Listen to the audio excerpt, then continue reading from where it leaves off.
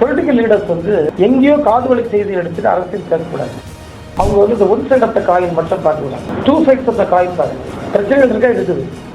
ஆடு மாடுகள் போராட்டம் ஜூலை 10 ஆடு மாடுகளுக்கு போராட்டம் பண்ணுறாங்க. அப்படியா? மேய்ச்சலுக்கு இடம் இல்லை. சமீபம் நான் என்னுடைய கருத்து வந்து அவங்க வந்து இந்த one side of the coin மட்டும் பார்த்துக்கூடாது. நீங்கள் வந்து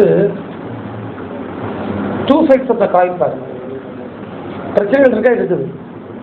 நீங்கள் அர்பனைசேஷனையும் கேட்குறீங்க. அர்பனைசேஷன் வேறு வர கொஞ்சம் மேட்செல்லாம் காரியங்கள்லாம் போகிறது உண்மைதான்.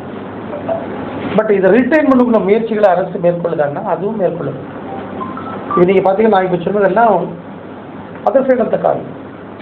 இவ்வளவு லோன்ஸ் கொடுக்கணும், இன்புட் சர்வீசஸ் அவ்வளவு கூட்டி கொடுத்துட்ருக்கோம், பல்வேறு ஃபெசிலிட்டிஸ் நம்ம பார்த்துட்டு இருக்கோம். மேய்ச்சல் குறைஞ்சதுன்னா நாங்கள் இப்போ அடுத்தது ஊர்காப்புகள் எப்படி கொண்டு வரதுன்றதுக்கு தீவிரமான முயற்சிகள் மேற்கொண்டு டிஎம்ஆர் டோட்டல் இந்த மிக்ஸ் வேஷன்னு சொல்லுவோம். இப்போ நீங்கள் பார்த்தீங்கன்னா குமரகுரு காலேஜ் ஏற்கனவே எங்களோட வந்து ஒரு அக்ரிமெண்ட் பண்ணி ஈரோட்டில் நாங்கள் விவசாய மத்தியில் மிக தீவிரமாக பணியாற்றி கொண்டிருக்கின்றோம். அதில் வந்து மெயினாக நாங்கள் செய்வது தீவனம் மேம்பாடு. அவங்க வெட்டினரி டிபார்ட்மெண்ட்டு எங்கள் கூட பணியாற்றிட்டு எப்படி தீவனங்களை மேம்படுத்துவது, டோட்டல் மிக்ஸ் ரேஷன் எப்படி கொடுக்குறது, இதன் மூலம் பாலில் எப்படி பெருக்குவது, இதோட பல முயற்சிகள் நாங்கள் எடுத்துகிட்டு இருக்கோம். நல்ல ரிசல்ட் வந்துட்டு இருக்கு. இதில் விமர்சனங்கள் பண்ணுகின்றவர்கள் ஒரு நேர்மையான மனதோடு விமர்சனம் பண்ணாங்கன்னா நல்லதையும் சொல்லணும்.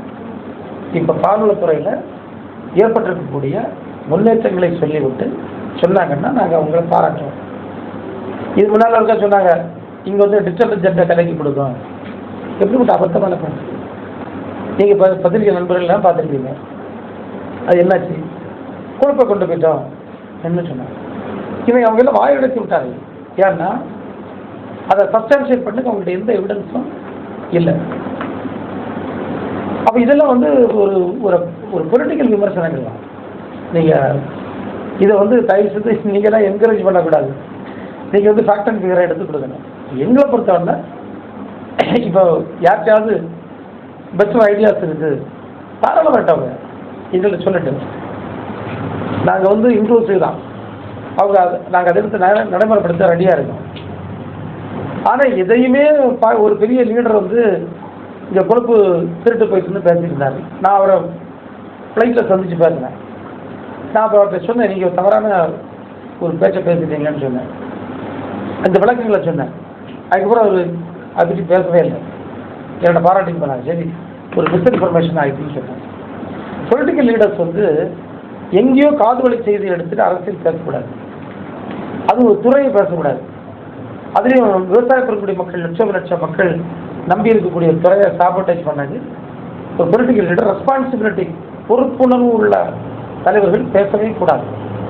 அவங்க அதை பார்த்து அது என்ன உண்மை இருக்குன்னு பார்த்துட்டு பேசுறது தான் ஒரு ஆரோக்கியமான ஒரு மைண்டுக்கு அழகுன்னு நான் சொல்லுவேன்.